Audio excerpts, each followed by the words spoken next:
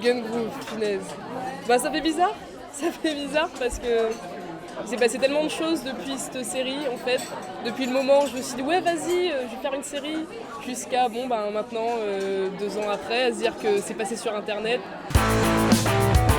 Alors Gun Groove, ça m'est venu pendant un cours de BTS où je m'ennuyais ferme pour rester poli.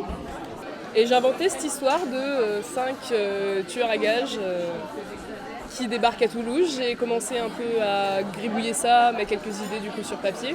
J'en ai parlé à des amis du coup de BTS et voilà, c'est comme ça que ça s'est mis en place avec plein de gens autour et une petite idée comme ça qui est sortie que j'ai décidé de faire durer jusqu'au bout parce que je trouvais que ça pas mal et je me suis dit que ça allait pouvoir être réalisable. Alors 5 épisodes, tout simplement pour des raisons pratiques en fait. Moi dans ma grande inspiration artistique, j'en avais fait 10 il me semble.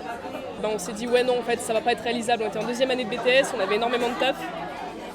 Et on s'est dit que ça allait juste pas être possible en dehors des cours, les week-ends, les jours fériés, c'était un peu contraignant des fois.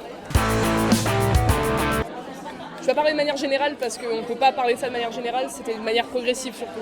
Au début on était dans l'enthousiasme, oui. On se disait ouais vas-y on va faire plein de choses d'un coup, on va aller vite et tout, et savoir qu'en fait on n'avait pas forcément beaucoup d'expérience, il fallait qu'on fasse des choses très souvent, on avait beaucoup de retard sur certaines scènes.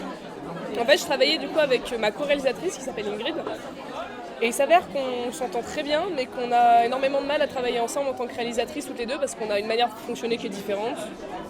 On a une manière de diriger les acteurs, de voir les plans qui est différente, donc du coup c'était souvent assez conflictuel et ça nous mettait en retard pour des raisons qui n'étaient pas forcément cool, quoi. Et au final, on a réussi à trouver un terrain d'entente, à faire des choses efficaces et on était au final contents de nous. On a toujours été contents de nous tout du long, mais sur la fin, on a senti qu'on avait vraiment appris quelque chose de ce tournage. Personnellement, j'ai beaucoup appris par la négative, on fait tous ça généralement. Je dis pas que c'était nul et tout ça, c'est absolument pas ce que je dis, mais c'est qu'en fait on a fait tous beaucoup d'erreurs.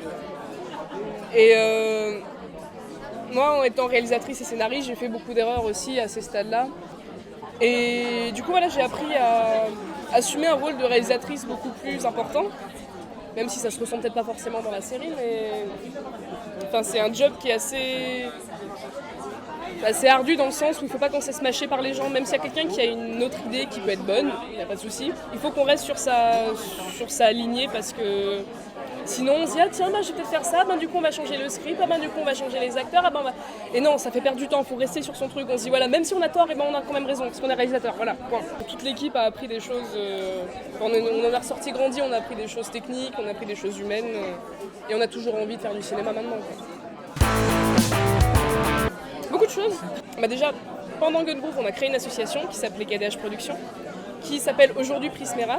Mais de ce que je peux dire, c'est qu'on a fait énormément de choses de chacun de notre côté, que ça nous a vraiment lancé. On s'est dit, voilà, Gun Groove c'était sympa, c'est une petite aventure, c'est une petite web-série. Et maintenant, alors, maintenant qu'on a ce bagage, qu'est-ce qu'on peut faire ? Et donc du coup, ça nous a vraiment lancé. On a maintenant construit un collectif avec plusieurs membres, avec plusieurs... Tout le monde a des compétences différentes, il y en a qui font du montage, il y en a qui font de la réalisation, du scénario, du son, du cadre. Et ouais, ça nous a renforcés. Maintenant, on a encore plus envie de faire plein de choses, quoi. Par exemple, moi, j'ai des projets de court-métrage aussi. Nicolas, il bosse, Vince, il bosse. Voilà. Ça nous a lancés et ça nous a confortés un peu dans notre désir de bosser là-dedans, quoi. Pas mal de collaborations. En fait, donc là, je vais bosser sur un clip des Arpenteurs. Donc les Arpenteurs, c'est un groupe toulousain avec du slam et de la harpe. Donc je vais bientôt normalement réaliser leur clip. Et après, sinon, j'ai toujours envie j'adore faire des clips, par exemple. Donc ça, j'aimerais bien voir s'il y a toujours des groupes qui sont un petit peu chauds pour ça. Vous pouvez vous attendre à du lourd. Voilà. Nico, c'est quelqu'un de génial parce qu'il est beau, il est fort, il est intelligent.